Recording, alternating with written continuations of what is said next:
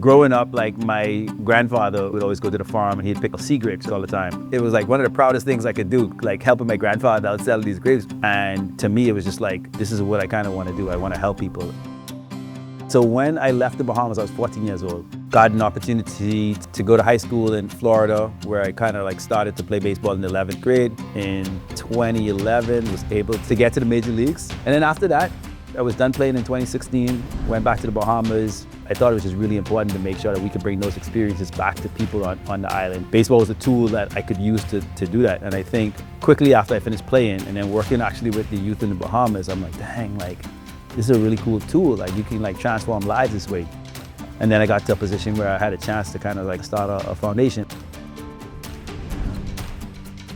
There's so much talent and so much culture and richness to who we are and what we can do through limestone. How are we gonna like continue to showcase that to the world? So the Bahamas is made mostly of limestone, but the real cool thing about limestone, it's standing alone by itself, it's really a flimsy piece of rock, right? Like it'll wither away. However, when cultivated and used correctly, it kind of stands the test of time. And that was the thought behind the name. It's like, hey, like there is strength in numbers, there is strength in diversity.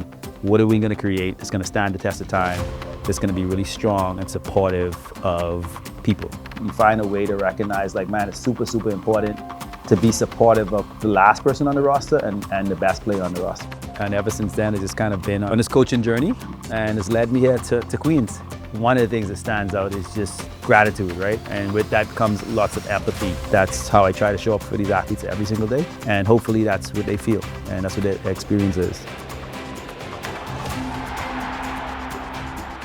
When it's all said and done and I'm done coaching, my hope is that every athlete that I've like worked with can look back and say like he cared.